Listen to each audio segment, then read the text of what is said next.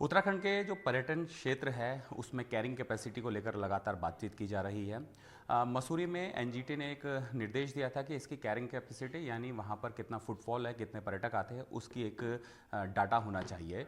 पर्यटन विभाग और वहाँ के जो होटल्स वाले स्टेक होल्डर्स हैं उन्होंने इस बात को लेकर बैठक करी और एक प्लान निकाला जिसमें ये हब होगा। जो भी पर्यटक आएगा या तो वो खुद रजिस्ट्रेशन करेगा या फिर होटल वाले उसका रजिस्ट्रेशन करवाएंगे।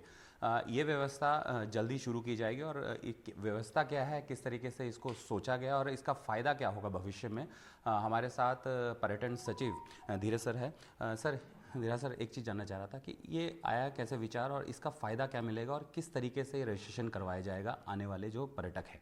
उसमें देखिए वो एनजीटी के स्पष्ट आदेश हैं कि कैरिंग कैपेसिटी के आधार पे मसूरी में जो भी टूरिस्ट आता है उनका एक ऑनलाइन रजिस्ट्रेशन हो। जी। तो इस संबंध में एक पोर्टल हम लोगों ने बनाया है टूरिज्म डिपार्टमेंट ने। तो उसमें आपने देखा होगा कि यात्रा रूट में भी चार धाम में जितने भी श्रद्धालु आते हैं उनका रजिस्ट्रेशन हम लोग करते हैं। जी। तो उसी आधार पे अ, लोग रजिस्ट्रेशन पर्यटक करते हैं जो है लोग। आगे जाते हैं। जी। तो ऐसा ही एक पोर्टल हम लोगों ने बनाया है। तो इसमें मसूरी के जितने भी स्टेक होल्डर्स थे, होटलिस्ट थे, आपके होटल एसोसिएशन के मेंबर्स थे, आपके अलग होम अलग स्टे जो होम स्टे चला वाले रहे हैं, होते हैं। एयरबिनबी जो एयरबिन चला वाले। रहे हैं या फिर धर्मशाला जो चला रहे हैं, आपके व्यापार मंडल के साथ, टैक्सी यूनियन के साथ, सबके साथ हमारी बैठक हुई है। और उस बैठक में जो उन्होंने राय दी उसको इनकॉर्पोरेट करते हुए हम लोगों ने ये व्यवस्था अभी लागू की है।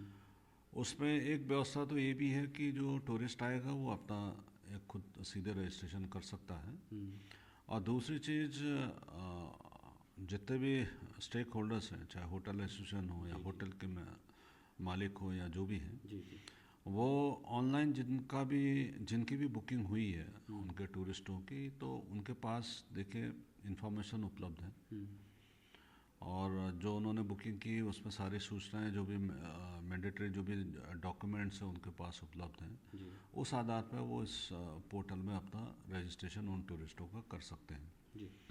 और इसमें बहुत ज़्यादा पैनिक होने की ज़रूरत नहीं है, क्योंकि टूरिज्म के दृष्टिकोण से देखेंगे तो हमारा पहला दायित्व ये है कि जो भी हमारे टूरिस्ट हैं उनको हम अपनी सुविधा दें।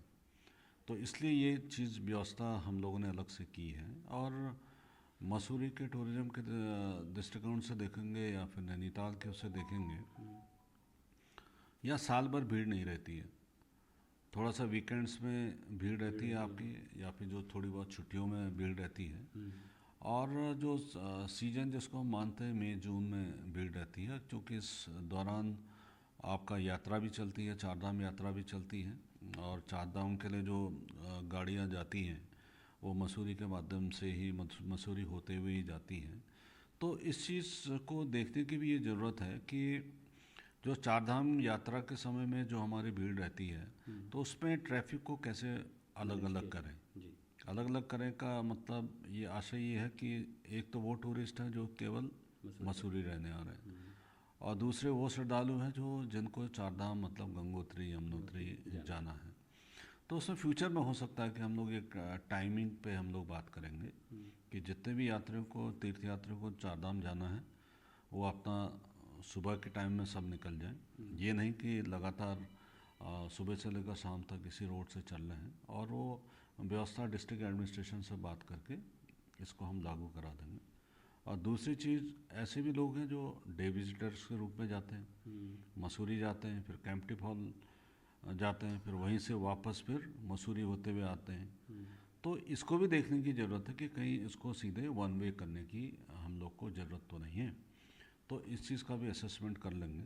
इसमें पार्किंग की सुविधा कहाँ है ये हम लोगों ने देखा है, कितनी सुविधाएं हम लोग देख रहे हैं, और कितने स्कूलों में कितनी पार्किंग की व्यवस्था है। तो ये एक आप ये मान के थोड़ा सा एक एक्सरसाइज जो हम लोगों ने की है और जो सूचना हमें डिस्ट्रिक्ट एडमिनिस्ट्रेशन से मिली है, उस आधार पे जब भीड़ होगी तो उसको और दूसरे ढंग से हम लागू करेंगे। फिलहाल ये रजिस्ट्रेशन की प्रक्रिया हम लोगों ने शुरू की है, और फ्यूचर में मई जून में देखिए इसमें रजिस्ट्रेशन करने के फ़ायदा क्या होंगे? उसमें देखो, एक तो रियल टाइम डाटा आपको मिलेगा किस सेंस में मिलेगा कि किसी होटल की अगर कैपेसिटी है उसमें 100 कमरे हैं, अगर 70 कमरों की बुकिंग हो चुकी है, 30 कमरे उनके पास बचे हैं, तो इसमें ये भी ना हो कि अनावश्यक रूप से लोगों को, टूरिस्टों को जो वाकई में मसूरी जाने वाले हैं उनको रोका जाए।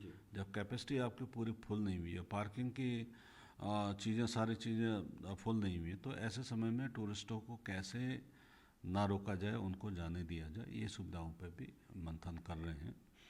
और डिटेल जो कैपेसिटी के संबंध में कि कितनी कैरिंग कैपेसिटी है उसके संबंध में भी हम लोगों ने एक अलग से कार्रवाई भी शुरू कर दी है।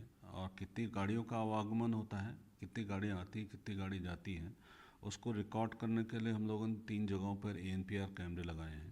तो जैसे ही हमारे पास एक डाटा रोज़ का आ रहा है कि कितनी गाड़ियाँ आज के डेट में जा रही हैं, तो साइमल्टेनियसली ये काम भी हमारा चल उस रहा है। कैमरे से फ़ायदा ये होगा कि कोई गाड़ी 3-4 बार रखे तो वो प्लस माइनस आप लोग उसमें कर सकेंगे। नहीं, उसमें देखिए वो आपको नंबर प्लेट्स बता देता जी, हो। हाँ, नंबर तो प्लेट्स। नंबर प्लेट से ये पता चल जाता है कि ये गाड़ी किस स्टेट की है, किस जगह की है, लोकल है या बाहर की है। तो उससे भी एक डाटा हम लोग एक्सट्रैक्ट करेंगे, तो वो फ्यूचर में हमारे और काम आएगा। सर, पार्किंग की आपने व्यवस्था करी है, क्योंकि ये रजिस्ट्रेशन से एक फ़ायदा ये हो जाएगा कि हमें पता है कि कितने होटल्स में कमरे हैं या अलग जगहों में रहने के, कितने हमें यात्री जाए। तो आपने अभी क्या पाया कि कितने वहाँ पर पर्यटक आ सकते हैं और कितनी बड़ी पार्किंग, कितनी हम पार्किंग उसमें कर सकते देखिए, अभी पार्किंग का वो अभी डाटा मेरे पास नहीं है, लेकिन सारे होटल्स का हम लोगों ने ले लिया है। हैं? अच्छा।